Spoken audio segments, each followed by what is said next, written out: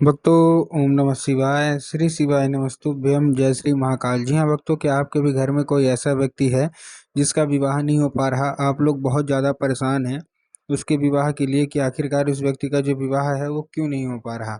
आपने बहुत ज़्यादा मेहनत कर लिया, बहुत ज़्यादा प्रयास कर लिया उसके विवाह को कराने के लिए, लेकिन फिर भी कोई ना कोई अड़चन, कोई ना कोई समस्या आ रही है, जिसके कारण उस जो व्यक्ति है आपके घर का, उसका जो विवाह है वो होने का नाम ही नहीं ले रहा। तो ऐसे में कौन सा उपाय करें ताकि उस व्यक्ति का जो विवाह है वो हो जाए? आपको आज की इस वीडियो के माध्यम से हम आपको बताने वाले हैं कि आपको करना क्या है।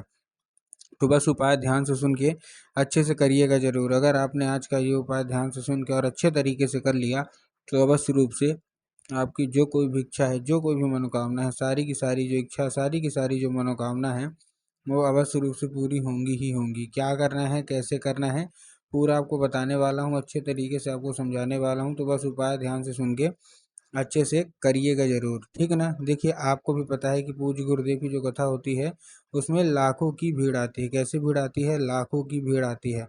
और जब गुरुदेव की कथा में लाखों की भीड़ आती है तो वहाँ ज़्यादातर जो भक्त होते हैं वो क्या करते हैं, पत्र के द्वारा अपनी मनोकामना गुरुदेव तक पहुँचाते हैं। किसके द्वारा? पत्र के द्वारा।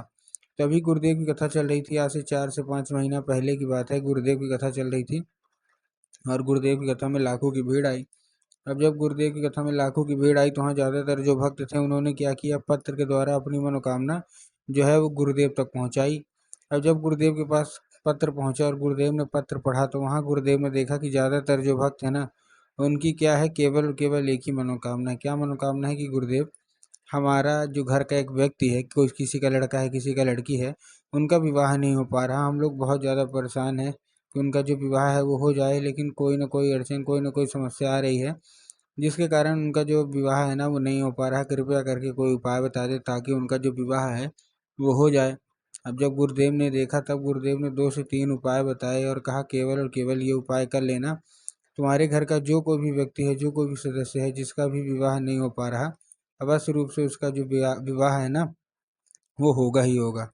अब जब गुरुदेव ने देखा, जब मतलब उपाय बताया, तो लोगों ने जा जाके इस उपाय को घर में करना शुरू कर दिया। अब जैसे ही लोगों ने जा जाके इस उपाय को घर में करना शुरू कर दिया, वही लोग गुरुदेव की कथा में मात्र 1 से 1.5 महीने के बाद वापस भी आए। अब जब वही लोग गुरुदेव की कथा में वापस आए तो उन्होंने क्या किया, फिर से एक बार गुरुदेव को पत्र लिखा। लेकिन ये वाला जो पत्र था ये गुरुदेव को धन्यवाद के रूप में पत्र था कि गुरुदेव, धन्य हो आपका, आपके द्वारा बताया गया उपाय हमने कर लिया है, हमारी सारी की सारी इच्छा, सारी की सारी मनोकामना पूरी हो गई है, आपका कोटि कोटि धन्यवाद। तो देखिए, जो लोग भी मेरी आवाज़ अभी सुन रहे हैं ना, अगर आपको भी जानना है कि आखिर ऐसा कौन सा उपाय है जिसको करने मात्र से सारी की सारी इच्छा, मनोकामना इंसान की पूरी हो जाती है, तो चलिए हम बताते हैं आपको आज की इस वीडियो के माध्यम से कि ऐसा कौन सा उपाय है जिसको करने मात्र से 1 से 1.5 महीने के अंदर ही जिसका भी विवाह नहीं हो पा रहा होता है तो उसका विवाह पक्का हो जाता है और बरसों पुरानी भी मनोकामना विवाह की अवश्य रूप से पूरी हो जाती है। तो चलिए हम बताते हैं आपको आज की इस वीडियो के माध्यम से कि आपको करना क्या है। तो बस उपाय ध्यान से सुन के आपको करना ज़रूर है। अगर आपने आज का ये उपाय ध्यान से सुन के और अच्छे तरीके से कर लिया तो अवश्य रूप से जो कोई भी व्यक्ति है जिसका भी विवाह नहीं हो पा रहा ना, अवश्य रूप से उसका जो विवाह है वो होगा ही होगा। ठीक, लेकिन उसके पहले चैनल पे अगर पहली बार आए हैं और आवाज़ मेरी पहली बार सुन रहे हैं तो वीडियो कर दें लाइक और चैनल को भी कर लें सब्सक्राइब, ताकि पूजनीय पंडित प्रदीप जी मिश्रा के रोज़ नए नए उपाय जो कि मैं उनकी कथा से सुनता हूँ, श्रवण करता हूँ, सबसे पहले मैं आपको प्राप्त करा सकूँ। ठीक, तो देखिए, जो हमारा सबसे पहला उपाय है, इस उपाय में आपको लेना क्या है, 3 काली मिर्च और 1 धतूरा। क्या लेना है? 3 काली तिल लेना है और 1 धतूरा लेना है। अब देखिए, काली तिल और काली मिर्च में ना बहुत सारे लोगों के मन में कन्फ्यूज़न आता है कि काली तिल क्या है, काली मिर्च क्या है, हमको थोड़ा साफ साफ बताइए। तब गुरुदेव ने साफ साफ बताया कि आपको क्या लेना है, आपको केवल और केवल आपको लेना क्या है, काली मिर्च। तो ठीक, आपने ले लिया काली मिर्च, वो भी 3 काली मिर्च लेने के बाद आपको करना क्या है, आपको 1 धतूरा ले लेना, उसी व्यक्ति को दे देना है जिसका विवाह नहीं हो पा रहा। ठीक, दे दिया।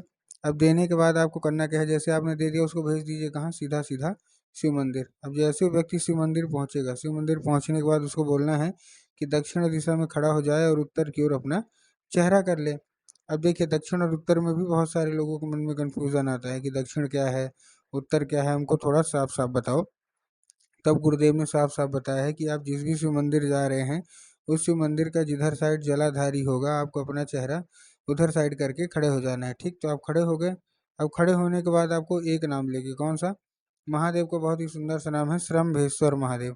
तो आपको करना क्या है, आपको श्रम्भेश्वर महादेव का नाम लेके उन्हीं का स्मरण करके आपको चुपचाप क्या कर देना है, आपको अर्पित कर देना है बस। पूज्य गुरुदेव कहते हैं कि अगर आपने श्रम्भेश्वर महादेव का ये उपाय कर लिया ना, तो अवश्य रूप से जो कोई भी इच्छा है, जो कोई भी मनोकामना है, सारी की सारी इच्छा, सारी की सारी मनोकामना पूरी होंगी ही होंगी। और जो कोई भी व्यक्ति है जिसका भी विवाह नहीं हो पा रहा, उस व्यक्ति का जो विवाह है ना, वो भी पक्का होगा ही होगा।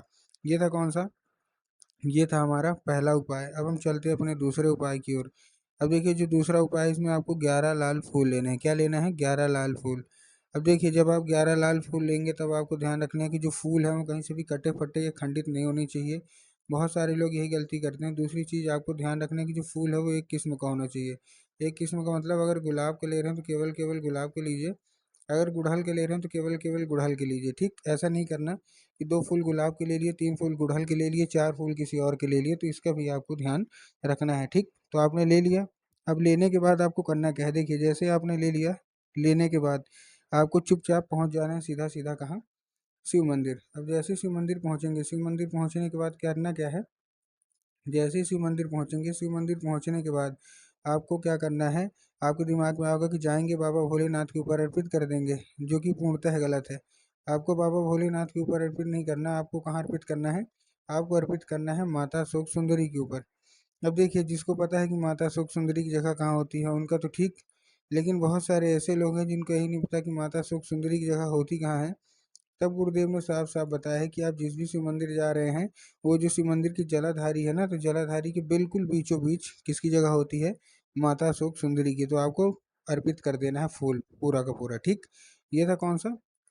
ये था दूसरा उपाय। अब हम चलते हैं अपने तीसरे और आखिरी उपाय की ओर। अब देखिए जो हमारा तीसरा और आखिरी उपाय है, इस उपाय में आपको करना क्या है, जो हमारा तीसरा और आखिरी उपाय है, इस उपाय में आपको चुपके से केवल और केवल एक काम करना है। क्या काम करना है? केवल और केवल आपको लेना है लाल चंदन, और लाल चंदन लेने के बाद पहुंच जाना है कहाँ? सीधा सीधा शिव मंदिर।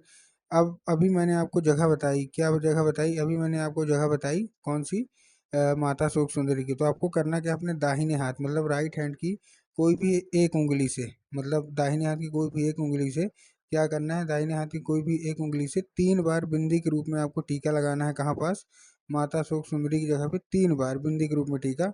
और माता से उसको औषधि के रूप में मांगना है कि माता कृपया करके हमको इसको औषधि के रूप में प्रदान करिए। अब क्या होगा, अभी औषधि का रूप ले लेगा।